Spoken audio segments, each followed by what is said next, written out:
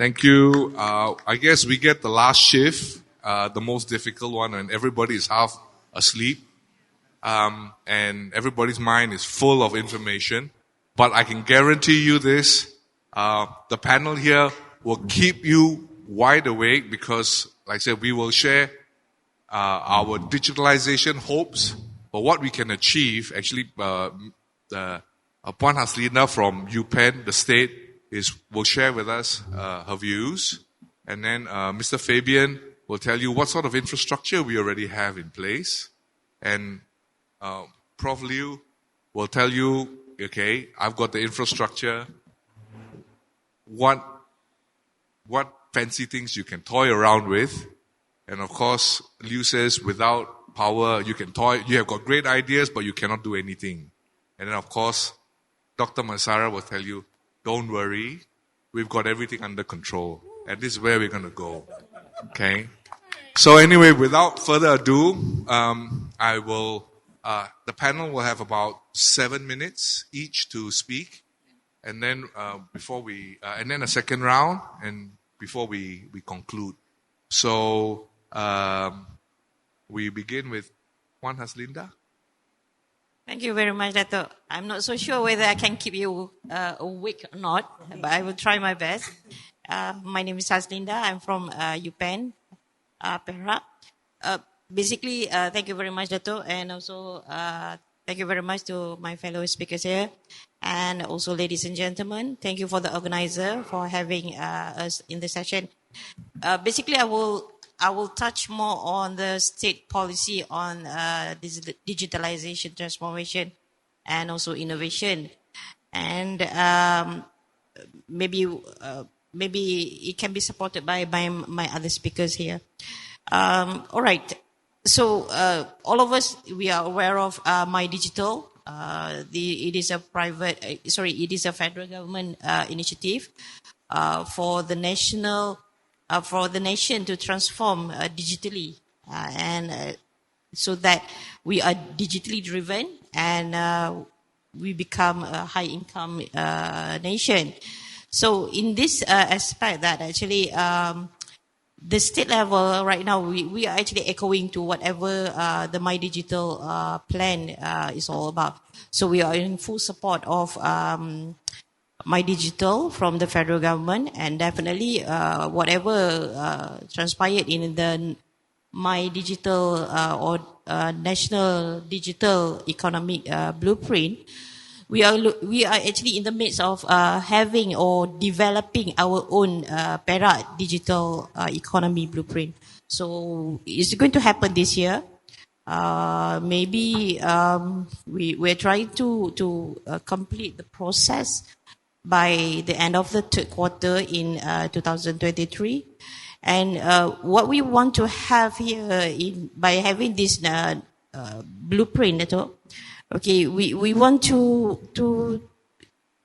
actually, basically, the state actually acknowledges and also the needs and the importance of digital transformation and innovation to catalyze the state economic development.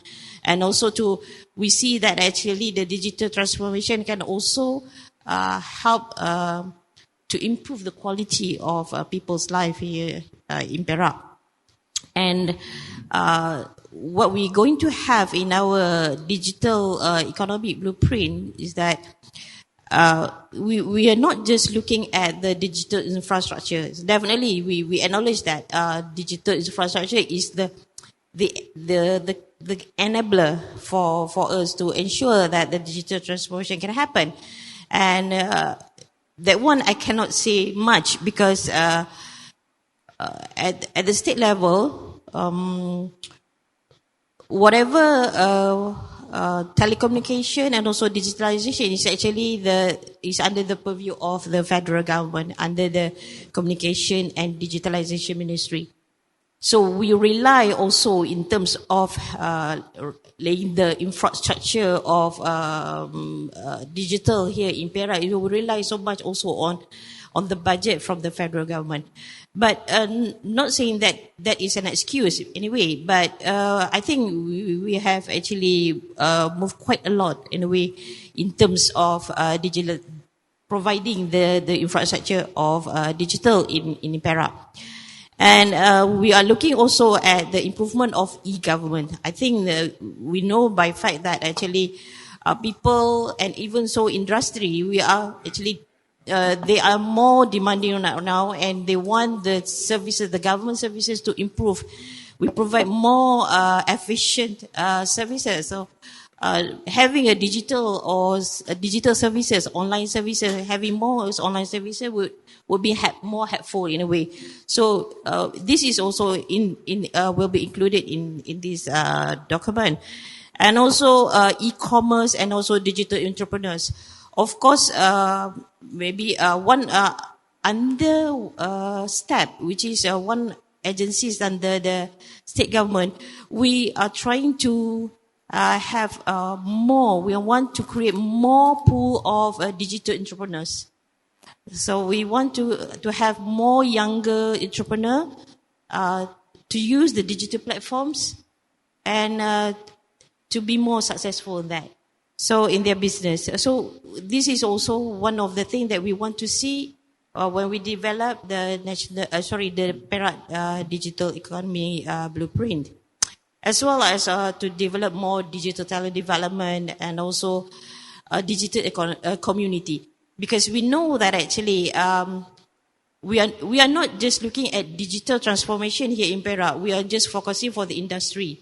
We are focusing for the younger people. We are focusing for, I'm not so sure, maybe the academicians, but the society at large. I mean, especially the rural community, they need to be exposed. They need to be guided. So we want to have more digital literacy among maybe elder generation. They have more awareness and more understanding on how actually digital technology or digital economy can benefit them, and also the technology innovation. So here we want to we expect that actually maybe by having this blueprint we expect that some issues that we have right now also can be tackled, such as cellular coverage and internet accessibility, digital literacy.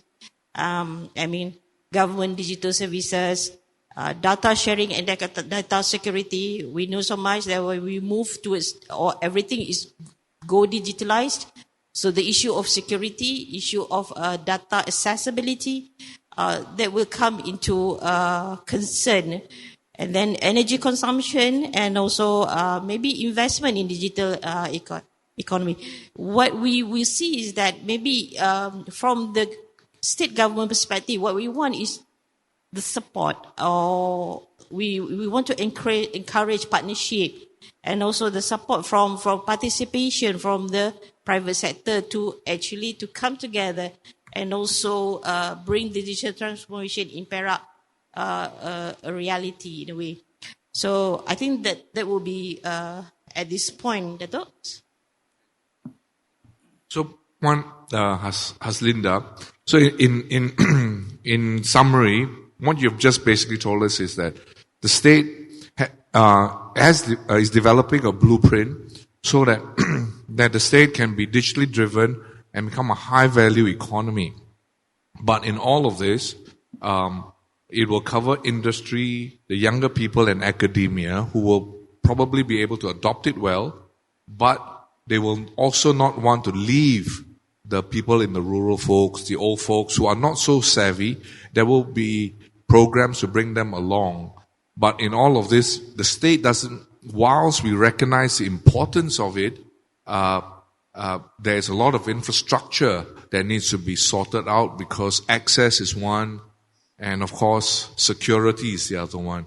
So thank you. And that leads us very nicely to our infrastructure with Mr. Fabian. Okay, thank you, Dato'. Don't let the name of the organization fool you. We are actually a government agency under the Ministry of Economy, previously EPU. Why we are a corporation is that is because we are a hybrid organization. So our talents come from both the public sector and also the private sector. So we have to operate like a corporation. Okay, having said that, you see, in 2021, the government, the two governments ago, but the government of Malaysia, we released we launched the Malaysia Digital Economy Blueprint, as well as the National 4R Policy. You see, how this came about is that, as we all know, our digitalization journey started 26 years ago. Started with MSC, right? Multimedia Super Corridor. As time goes by, it gets very crowded because, as we all know, more and more,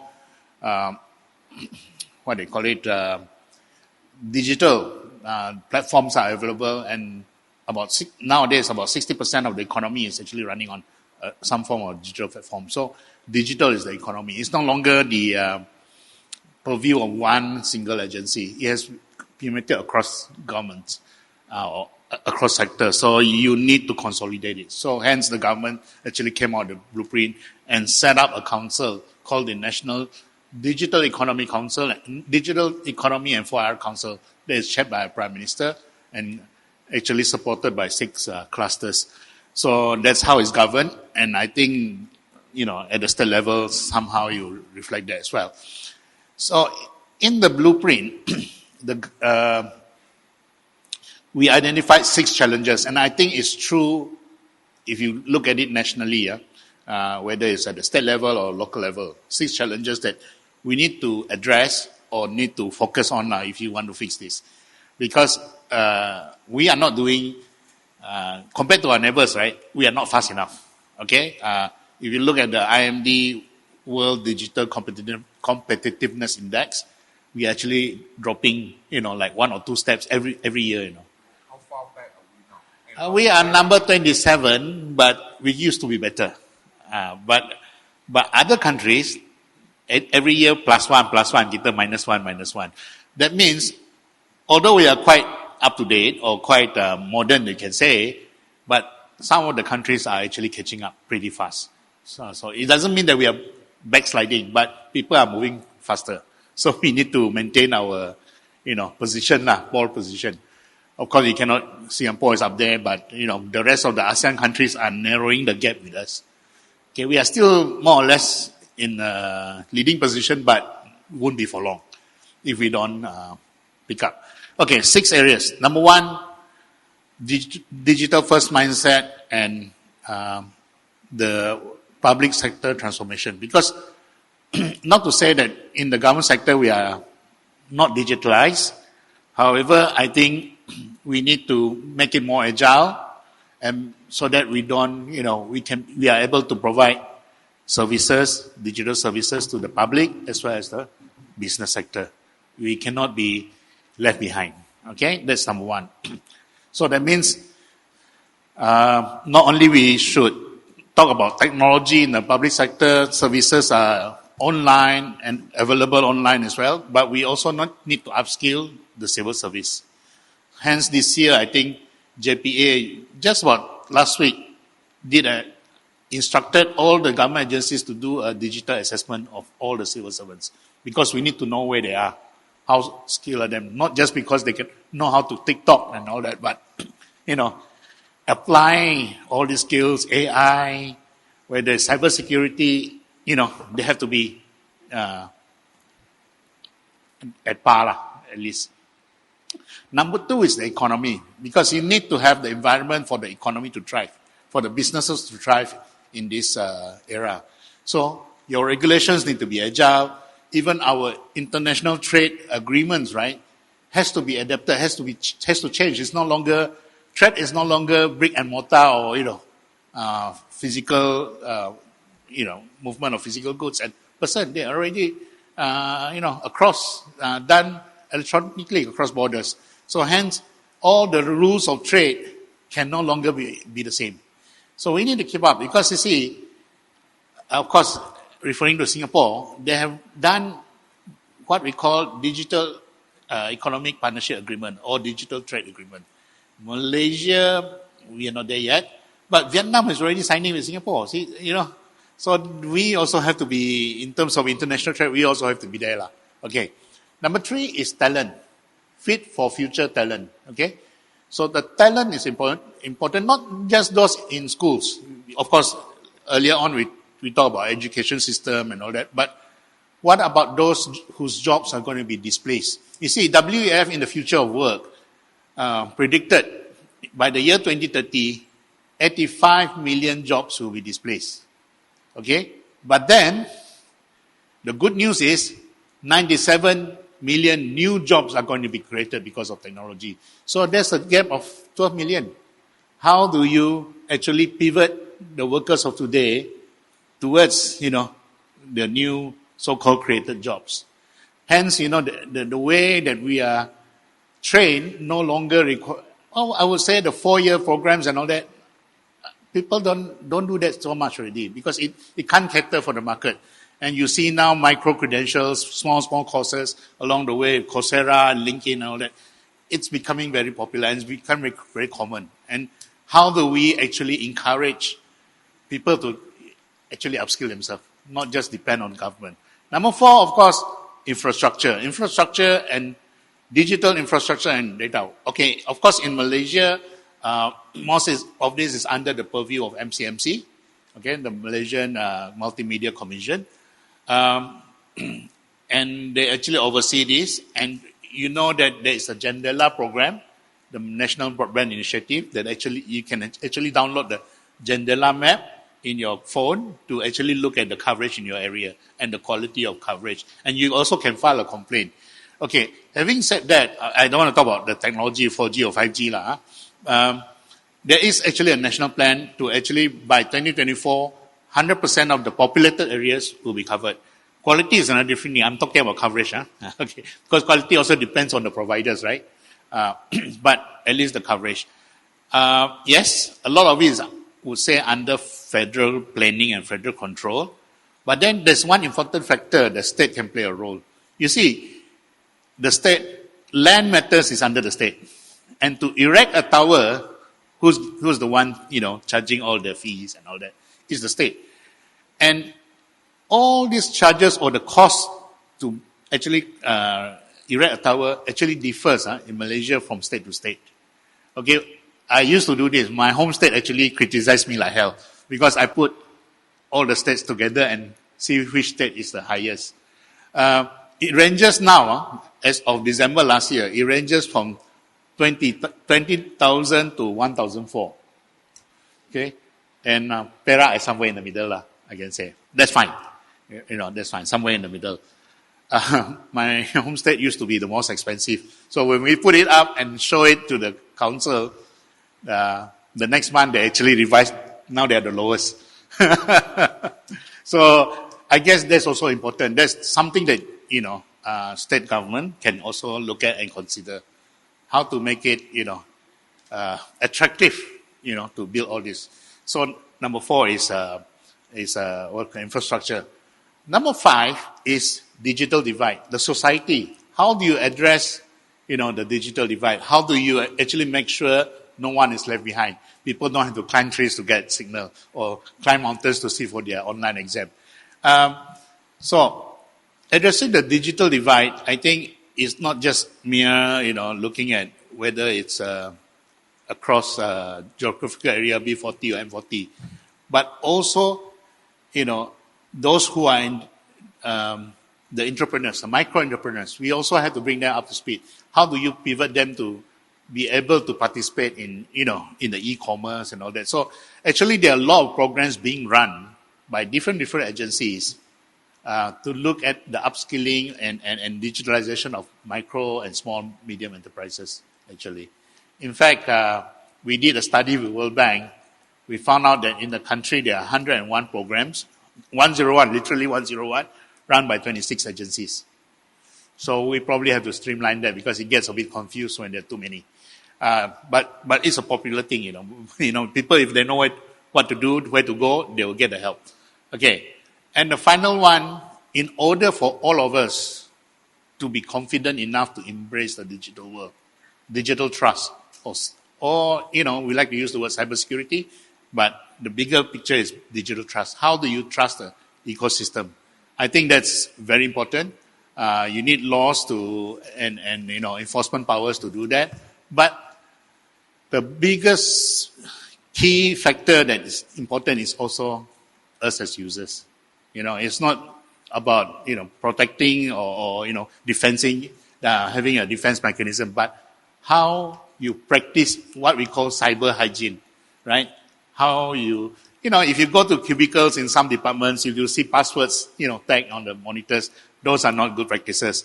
Whether you change your password every now and then. So I think the society needs to be educated as well. So in a nutshell, that's what the digital economy blueprint is about. There are two documents, the blueprint and the 4R policy. You add all together, there are 168 initiatives, and they are actually for 10-year periods.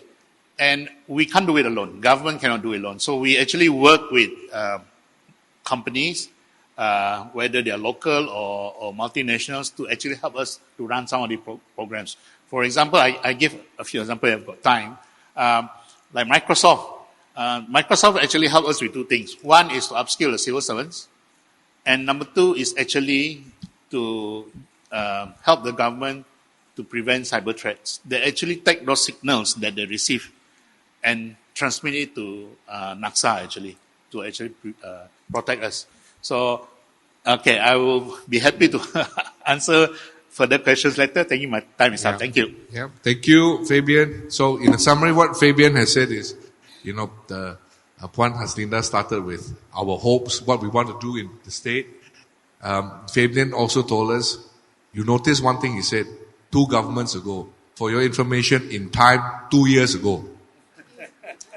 Okay. And what he has said is the federal also has a plan, the state has a plan, it should dovetail. And the one that Fabian will come back to later is he mentioned that our infrastructure is not bad, was one of the better ones, but slowly people are catching up. He didn't say that we're falling behind, but people are catching up. So are we moving forward? And in all of this, actually, where do we stand? And for us in Perak, if we want to digitalize, where are we? So that one will come back to him. So we move next to Professor Liu from Utah. Okay. Thank you. Thank you, Tato. Thank you. A very good afternoon to the audience and my fellow speakers here. All right. So good afternoon. It is late afternoon already. Perhaps I will start my sharing with a story. Right. So in this year during the Chinese New Year, during this big festival, normally we balik kampung. All right.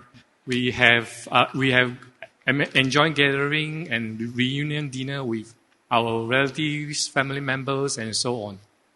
So this year, I went back to my hometown, Kluang, right, Johor.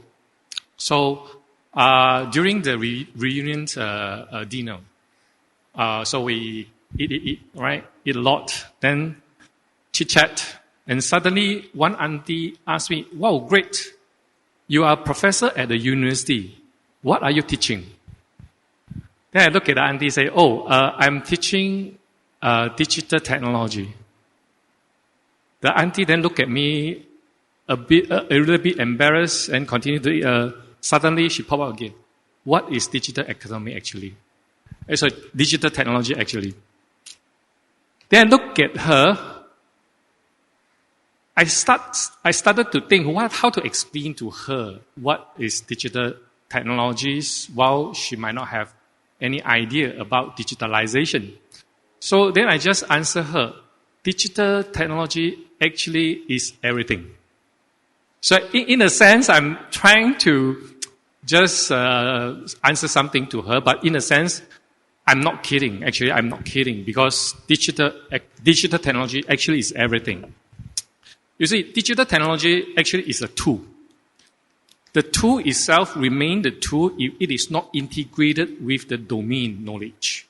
If it is not integrated with some specific area, right, for the use. So what the digital economy, digital technology is trying to achieve is to make our life better. When we say our life better, of course, we want our life better, not only better, but also faster. For instance, we can reach our customer faster and also cheaper. Maybe we can produce more with the equal productive or even more productive, but with lower cost. So these are actually what digital technology aim to do for human being, right? So for instance, for business, from the business perspective, all right. So digital technology actually can streamline the business processes and make the processes more efficient. For instance, we are talking about we have this automated invoice process system. Right now, I think most of the companies, when they process invoice, still rely on a lot of human work. All right, we need to do data entry and so on and so forth. So for the digital technologies, what digital technology can do is that we have these, what we call the optical characters recognitions. So you have anything, you write or type, you don't need to really human to key in, but rather you use a camera to capture the pictures and it can recognize everything. So then we can have this, robotic process automation, RPA. So that, for instance, you receive an invoice, digital invoice already, automatically the system will help you to put all the data into the system. So with this, then the entire business process can be more efficient in the sense that we can also reduce the human work. Then human can focus more on high value activities, right? To bring in more values to the business. So this is from the business process point of view. Other than business process, from the customer's point of view, for instance, now we are talking about the ChatGPT a lot, right? This is a hot topic. Actually, ChatGPT is no more than just a chatbot. Of course, it's much, much more powerful than the existing chatbot. So actually, this is also one of the areas whereby, for instance, you want to provide your customer service, right? For the customer service, normally you need to have call recipients to receive the calls and then answer every questions. But imagine that you have ChatGPT as your customer service, right? So actually, you can provide 24/7 kind of service for your customers to answer their questions. It can be even more personalized, right? So other than the personalized service for customers, we can also analyze, using the data, we can also analyze the behavior of the customers. What are their preferences, right? Through the data collections, what are their preferences, or even in what seasons, normally what kind of products will be more sellable. So these all rely on the data input. Then you can analyze the data. You can make your business strategy more dynamic and towards the preference of the customers. So other than this, of course, from the business point of view, you can also extend your new market, even generate new stream of income. For instance, now if a clothing company in Perak, if the company put the business online through e-commerce, right? So then actually not only that, the company can extend the business to the whole Malaysia, but even internationally. So that there's a lot of potential, right, for this e-commerce, right? So now we not only e-commerce, but we also talking about the Facebooks. You can also sell anything at the Facebook, especially during this MCO time, the COVID-19 time. So we just stay at home. Then actually there's a booming of these e-commerce activities. I think this actually trigger a lot of needs for e-commerce. So these are all from the business point of view. What the digital technology can help us. So other than business, right? So from the industry point of view, for instance, you can put on some IoT, Internet of Things devices in your machine in order to monitor the machine, right? So for instance, the vibration. For certain machine, if it vibrates in certain pattern, then perhaps it is going to down for some time. So before that, actually, you can try to prevent that. Because you monitor the machine and you know this vibration is not good, then actually you can stop the machines and then start to fix the machines and then operate again. That would save a lot of cost as well. Okay, so this is for industry. Industry, we can also do the data analytics. Now we are talking about a lot about this industry 4.0. So automation is also one of the possibilities for the factory. So now we have talked about the business, we have talked about the industry. How about from the user point of view or the customer point of view? How the customers get from the digital technologies? For instance, for Perak, right? I think Perak we have a lot of attractions whereby actually we should properly promote these attractions to not only for Malaysians tourists but also for overseas. But the thing is that if we just use a traditional approach to promote these attractions, we might not be able to reach many potential tourists. And also, when they come to Perak, what kind of supports we are providing them? For instance, actually, some of my students are doing this project. Actually, is to trying to use the mobile applications to perform the function of a tour guide. For instance, when you come to an attractions, right? So if you have a tour guide beside you, your tour guide will start to this corner, there's what's history with this corner and what king has been there before and so on and so forth. The tour guide can tell a lot of things, right? But you need to hire a tour guide so that the tour guide can tell you all these stories. But what if you have just mobile app, right? What we call mobile tour guide, right? When you use a mobile tour guide, turn on your camera, you scan the attractions. So then we use the augmented reality technologies to put some icon there. So maybe there's a story. So the user can just click on the icon and then pop up the whole stories of that particular corner. I'm not talking about attraction recognition only, but also the corner of the attractions. So all these kind of technologies, all these technologies actually can be helpful for the users, right? So they just need to have one mobile phone, right? Then the tourists can go anywhere and then just use the mobile phone to capture any pictures. Then they can know the story behind. So these are all the potentials that the digital technologies may assist us, so that to get our life better and to get our cost cheaper, and also to reach our customers or to move faster, right? Perhaps this is all my sharing. Perhaps later on we can continue to share. Thank you very much. Thank you. Thank you, Prof. Thank you very much. So, in essence, what Prof has said is, if Fabian gives him the infrastructure, you can do anything you want. Basically, for the bosses, perfect job, because now one staff can go home, and when the machine breaks down, we will send him a message, wake him up, and come back to fix it. So you don't need to have 24-hour shift. One man can do everything, right? So it's very efficient. And of course, if any tourist guys down here, you've just lost your job, lah. But it will be very efficient for all of us. But it will, as Fabian said, it may displace 85 million jobs, but it will also create 97 million jobs. So if you're one of those that can harness the technology, you could actually be making the tourist sites even more interesting. So the pros and the cons. So there's a lot you can do with digitalization, especially for industry.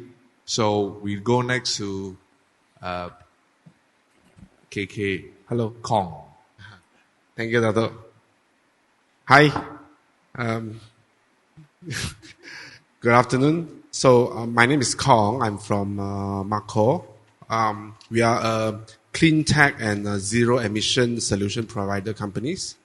So our day-to-day business is actually help factories to go solar, rooftop, commercial, and then cut down your operation costs. So the good news from the government is the green incentive tax allowance is still, the double tax incentive are extended grab it before it's gone. Okay. So what we do beyond that, everybody talk about solar. What we do beyond that is actually, we help organizations to do digital transformation. Okay. On how you monitor and control your energy consumption and pattern. Okay. Because, you can only improve what you can measure. Okay. So it's not only savings, it's improvement is very important. So about solar is classified under renewable energy. So it's a regenerative type. So example, the sponsors here, KLK, is doing biomass, biogas, which is very good. So other than that, unfortunately, Malaysia, we can't do wind. We don't have consistent and strong wind. So the rest is like geothermal. It's all classified under renewable energy. So, and renewable energy is actually under the umbrella of energy conservation. Okay, that is on one side, left side is renewable energy. The other side, very important that everybody neglected, is energy efficiency. Okay. So, for further optimization, I would encourage everyone to look into this segment. Regardless how much you save, how much you put it in the bucket, if there are leakages, it's not efficient. So your costs continue to shoot up. Okay. So what can you do about energy efficiency? Okay. We'll be more than happy to help you to do assessment on the, your chiller, your air compressor, your boiler, your lightings, your air cons, these are power hungry stuff. And the energy cost has shoot up by 40%, for a tariff C and tariff E, consumer. Okay. From January. So I'm sure a lot of people here feel the pinch that your TNB bill shoot up by at least 40%. Okay. So people are calling me up, hey, what can you do? What can we do? Solar, Kautim already. What's next, So, energy efficiency, okay, is very important. So, these two categories, if you manage it properly in your organization, is you should have an energy management policy. Okay? So, then top down, so that you have energy security. Like Doctor mentioned, Perak also have this food security. The other thing is energy security. And energy independence, self-reliance. Why depends? Why let our neck hold by the coal, price and gas price, by the war, by this and that, So that is something that we should seriously look into this. My friends in UK saying that, hey, the electricity costs shoot up so high that they have to, during winter time, they can't use the gas, to heat up their room. They buy wood. They go back to basic. So that's serious. We are blessed in Malaysia that our energy cost is heavily subsidized. So, but this will being taken away, step by step. First, they are taking away to the large energy consumer. Eventually, it will come to our residential also. So let's be prepared for that. Okay. So, if you run energy efficiency, expect easily 5 to 20% savings. Okay. Really go in depth, poke in and, studies and, analyze. Okay. That's what, our client managed to get lah. Okay. So, about this topic, how do digitalization transform the energy space? So, EV car is getting hotter and hotter. Okay, so and it's actually utilizing electricity. Okay, so electricity can regenerative. So imagine you can harness the free sunlight, power up the solar panel, and then juice up your EV car, so you don't pay any bills. Okay? So, and imagine that your EV car fully charged and you go home and then you reverse power up your home. Okay? All this can be done, proven already, through digital technology, the AI, how we do the circuitry and commanding the equipment to reverse charge and this and that. Okay? So where I came back from Japan, all these are already, there are some cities that is live already.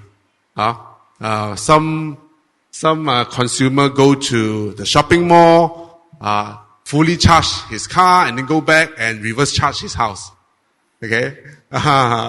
So this is the beauty of digital, and transformation.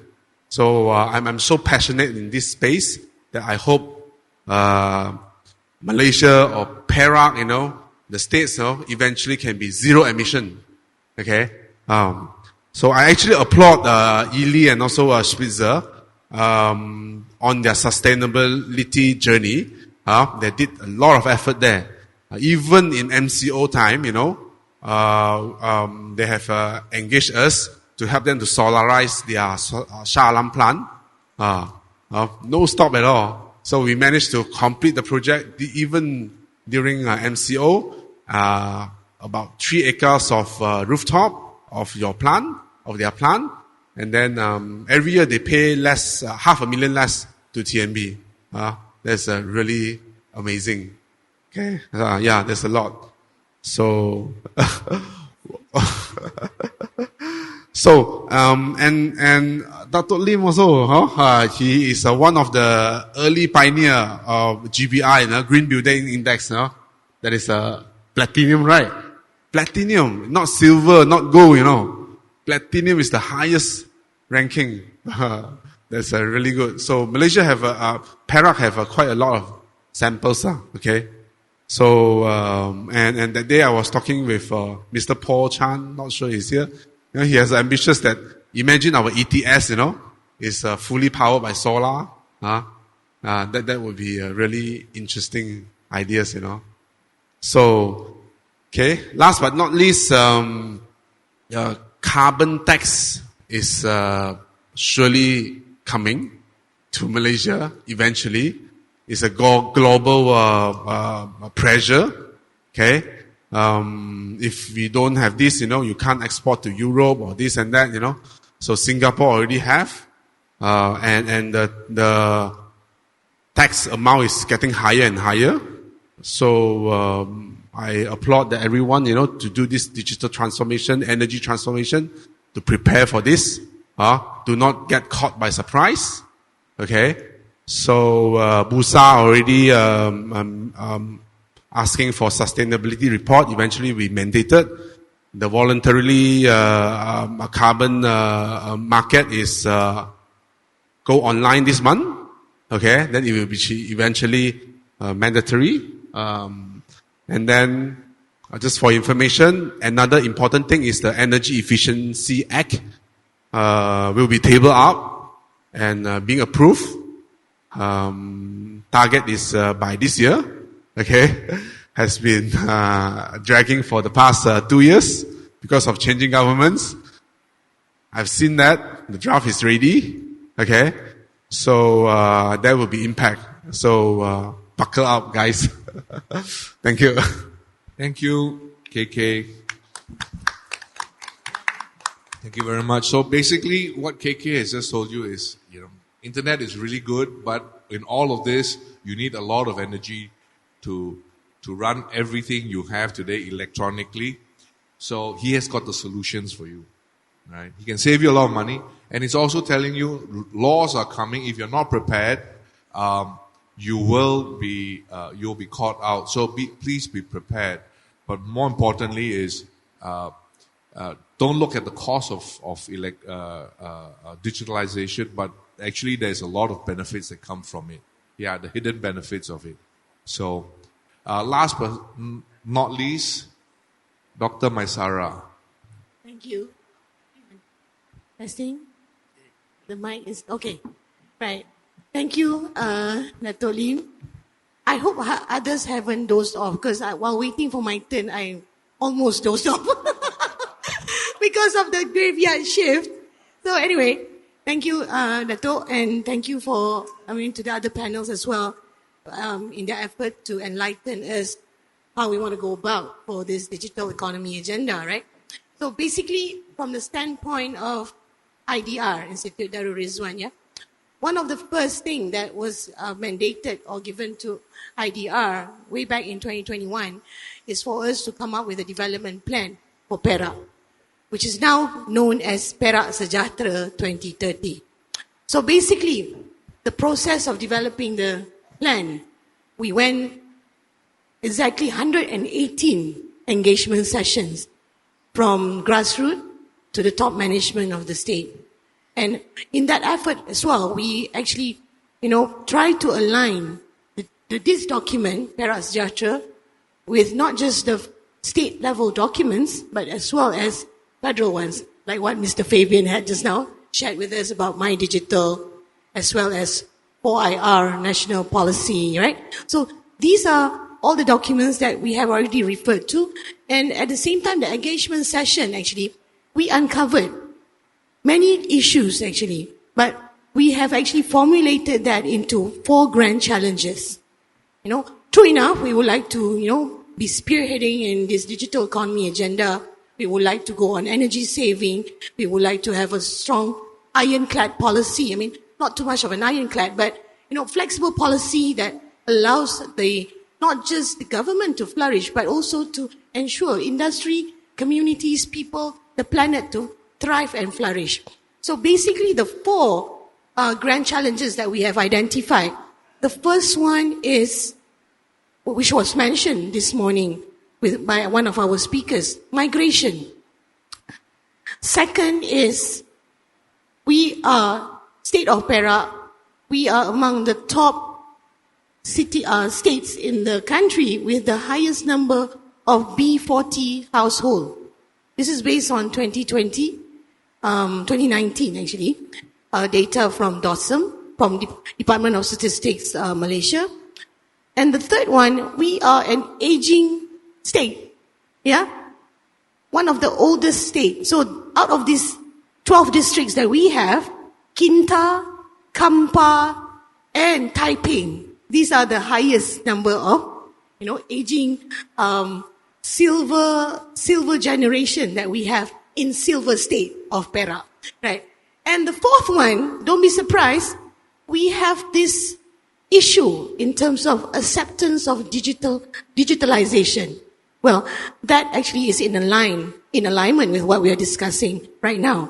We talk about, we want to move into energy efficiency, we want to embrace IoT, and hello, when we did this survey way back in 2021, when we were developing the plan, it turned out the agencies that we surveyed, 73% were not ready to allocate resources for digitalization.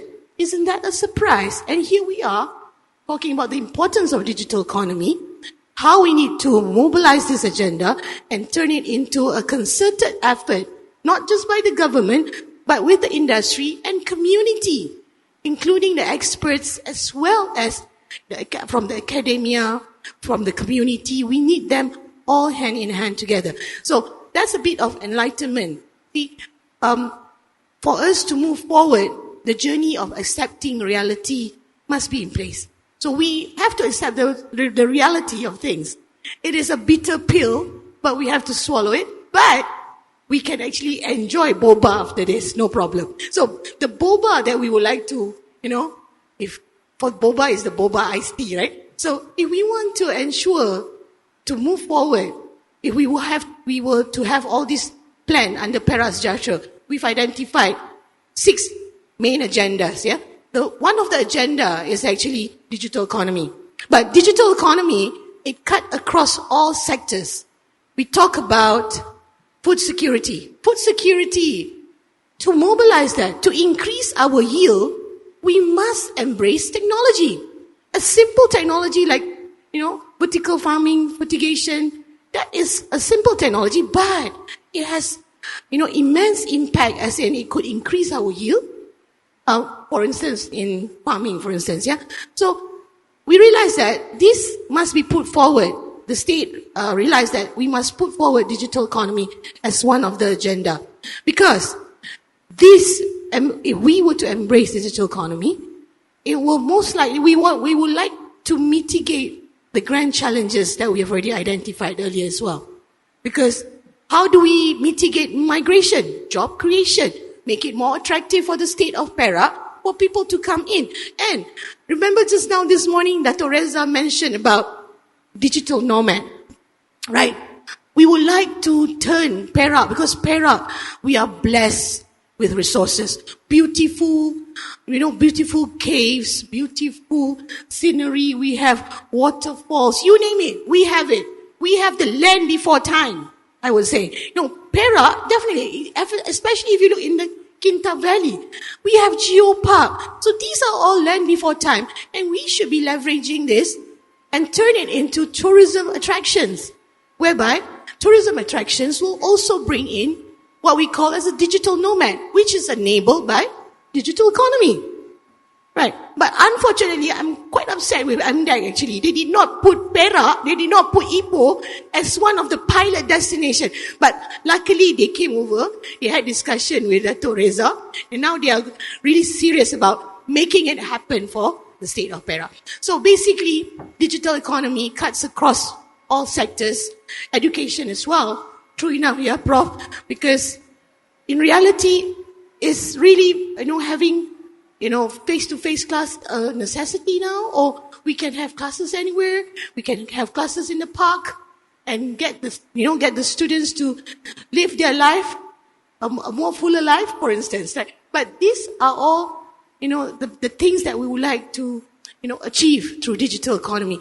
Probably, we don't know when, but for the state of Perak, I'm sure that you have heard of Estonia, right? A small country, not a state, a country with 1.3 million people. It's almost half of Perak. But everything in that country is digitalized, except for marriage and divorce. Marriage and divorce, you have to go physically. Others is everything digitalized. And they invest on technology. They invest on digitalization. Yeah. But again, the question is, are we going to move to that direction? But bear in mind, talking about technology, talking about IoT, we must also be aware of the need to enhance our society so that our society also become Society 5.0. Okay, we talk about technology. We talk about technology focus, but are our technologies human-centered? That's the question. So basically, do I still have time, or I have to? 2 more minutes, all right. So basically, all this must be put in alignment. We want economic development. We want social development, but bear in mind, digital economy should also help us to preserve our environment. Yeah? Yeah, we talk about having all this energy, yeah? So again, energy, how will that affect our sustainability? So basically, with Perak Sejahtera, what we're trying to do, we put in alignment the documents, the plannings that has already been planned from the federal level, but we do need, the support, the continual support from industry players, those who have actually gone through vast amount of experience for us to come back, to make a comeback for Perak. Because I always say this to my friends, to any acquaintances that I've met. Perak, we used to be the richest state in the country. Yeah. So once you have a rich person DNA, it's not difficult for us to become rich again and to prosper and to turn this into a well-being state, a state that takes care of the well-being of the people, allow the people to thrive towards a better Perak Makmur, Rakyat Sejahtera. Thank you. Thank you, Dr. Maisara. I think in summary, what she has basically said is, in the case of Perak, surprisingly, acceptance or desire for digitalization is actually quite low. It's not as high as in some other states. So that's a surprise. But that's what the state is trying to push. So we have some competing challenges as well. Everything is great, but the technology that we would like, or the digitalization that we'd like, I think was also mirrored by one of our speakers earlier, was basically that with digital technology, sometimes we get distant. You do not have face-to-face contact, but we are also another gentleman mentioned that we need to be networked relationships. And so that one is the downside of it. But you're looking at a more human-centered digital technology. So we'll try, that's the aspiration of Perak. So thank you, Doctor. Now, I know we are running out of time, so I won't keep everybody, but is there any pressing questions out there that you would like to ask?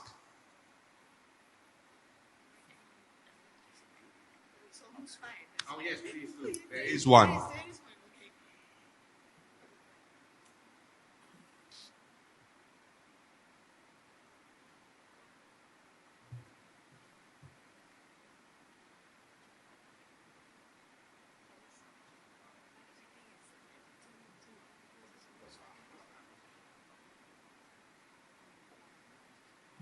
Hello, yeah.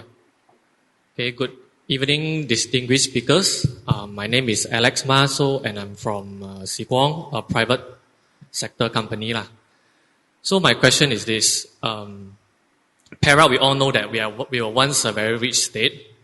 However, we also have problems of our own nowadays. So to name a few, which I picked up throughout the summit today, is that first, a very pressing problem, which is the brain drain. So to give you a bit of background is that I'm 30 years old, and then actually I can say that most of my friends has moved to either Penang, KL, or even Singapore. So, and second thing is, as a result of this, also it coincides with the problem that we have an aging population, meaning that we have no younger population or more vibrant population to support us on this digital transformation. Okay. Then the third thing is I also heard from Mr. Fabian that we are also falling behind in terms of digital competitiveness. So in regards of this backdrop, so I would like to ask, what are the initiatives which that the state government has in place for us, private sector, that we can take initiatives so that we can also try to turn around this situation together through public-private partnership. Because just now I heard a lot, but I haven't really gotten the concrete initiatives that are in place. Yeah, that's my questions. Thank you. Thank you. So I guess there are two questions in that, right? So I think one would be to Fabian. Where do we actually stand? Is Perak ready to capture or move forward for the young people down there? And the second is, what are the incentives in place that the state has to encourage young people? I would actually go one round because I think for Prof. Liu and KK, you can actually share with us your very quick take on the incentives that you may have access to already, okay, from the state. But we'll start with Fabian on what is the facilities. And for your information, just because we are older, it's not negative. It means that Perak is a wiser state. Okay? And people will come for our wisdom. So there's actually a tourism opportunity there if you know what to do. Okay, so Fabian. Okay. Maybe, okay, to answer the question, actually what we do is we don't rank state by state. So I won't be able to tell you, where Perak stands in that sense. But maybe to give a flavor of what other states are doing, maybe. I've seen, Sarawak, actually they started way even before federal. They already had their digital blueprint in 2018 actually, 2018 to 2023. Now they're in the second round, version 2. I think Johor is developing it. Police, actually, digital police focus more on the public sector side. They have their own blueprint, but it's more for public services. The rest are integrated into the state economic plan. They don't have a separate one. So these are the few states that I've seen some traction. I'm not saying that, there are no good examples from Perak. In fact, when I visited Manjong, I was very impressed. They had their business license in Bluetooth form, no paper. They just attach the device. The what do you call it? The local council don't have to hire a lot of people. They just switch on their phone. They know which license is already expired, and that's like wow. In the other part of the country, we never see that. But anyway, having said that, there are a lot of things we can do. In fact, I want to respond. We talk about tourism. What I saw in some other countries, right? They actually mix these kind of activities related to what just now what Master mentioned about MDAC, and tourism. Okay, just to underscore the point, I'm sure in Perak you have a lot of tech startups, right? But how do you feature them? So you can tie it to tourism by maybe hosting an event to actually showcase your startup, and you do it in different locations. Then you bring people from other country or other states to actually match your, to introduce your startups, and then put it in different locations, because that's what actually the London Tech Week is. They actually have their events all throughout London just to feature their tech startups to the rest of the world. This is something that we can do, But other than that, because they are tech startups, there are also people who are in the small, medium enterprise. So these are two, immediately, at the state level, you can capture and, and assist them. Thank you. Thank you. Thank you very much, Fabian. So he danced around your question. Where do we stand? I think you better go and talk to him privately, right? I think he's very tactful. But the information I have was this morning, we have 5G. Where? Check My Jandela, or you got a handphone, it's somewhere in Ipoh. Okay, so incentives available?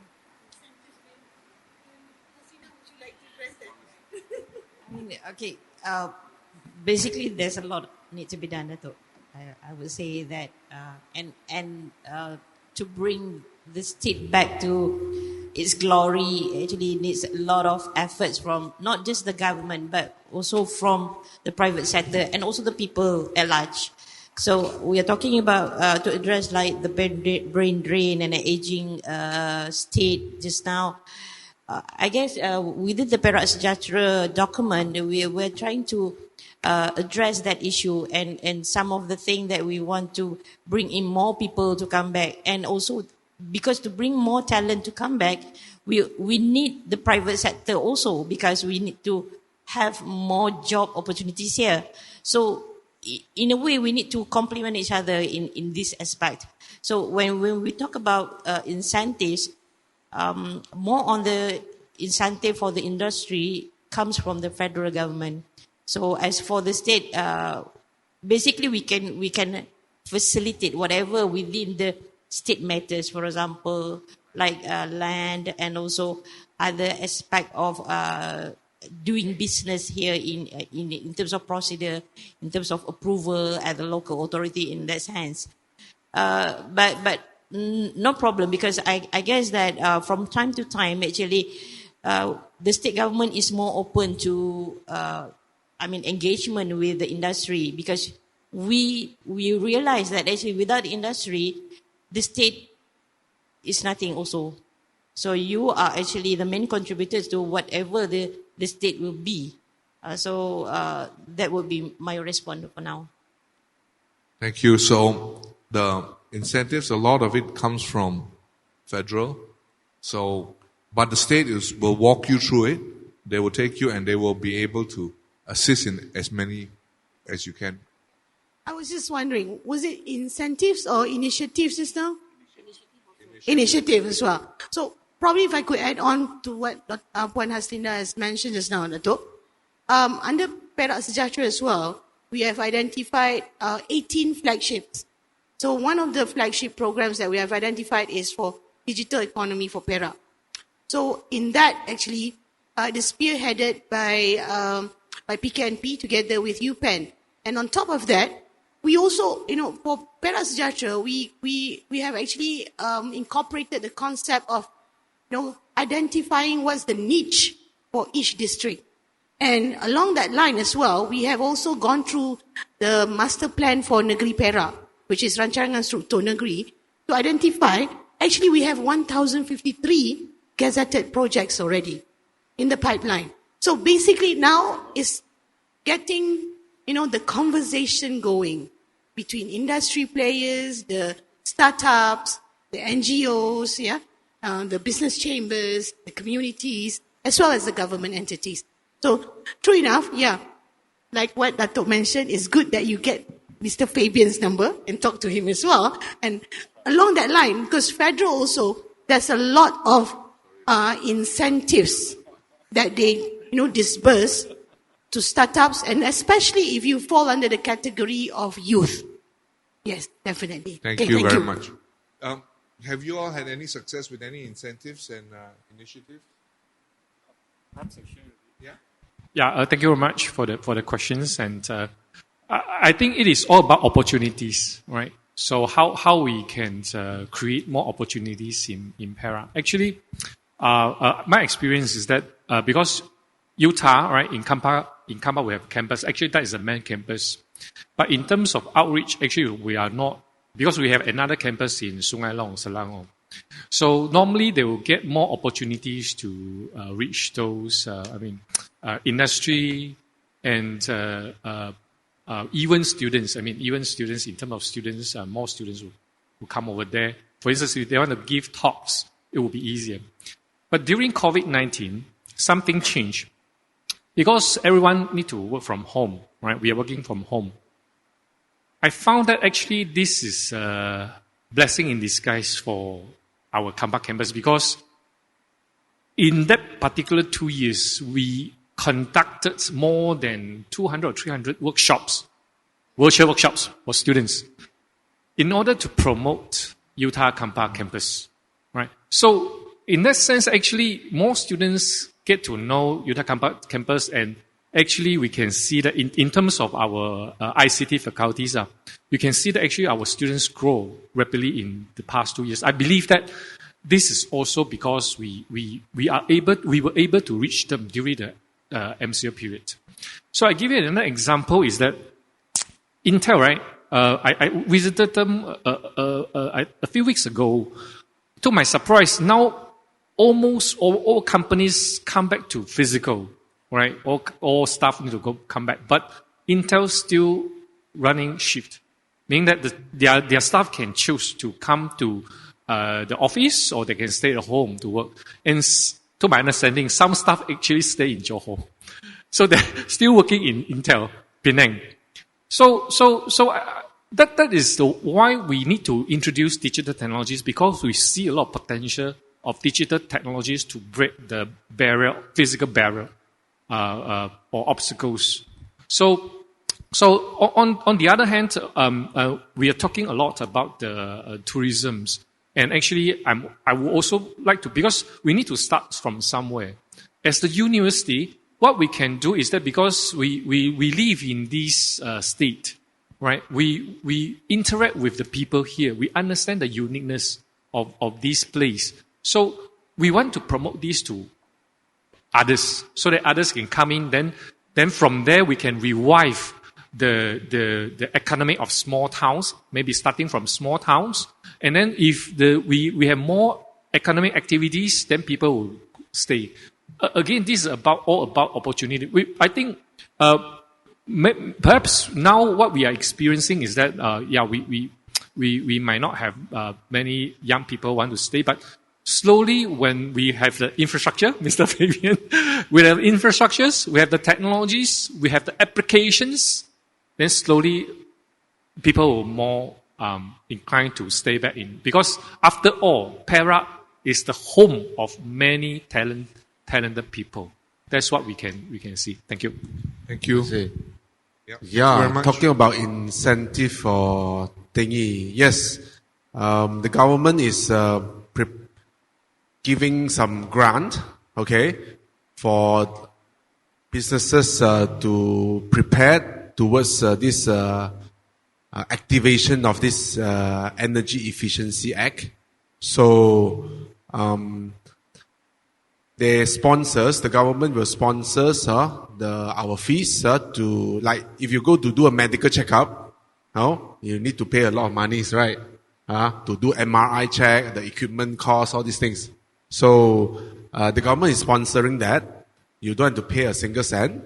So the government will pay us to do a medical assessment for you guys. So grab it. The grant is still available. Grab it before it's finished. This one. So that you have energy security. Thank you. Thank you very much. So I guess I can end our session. Thank you very much to the panelists. I think the infrastructure is there, but is it to the best that we could have? We could always improve. Incentives are in place. Programs are coming out. They may not all be in place at the moment, but the opportunities are there, and wait for the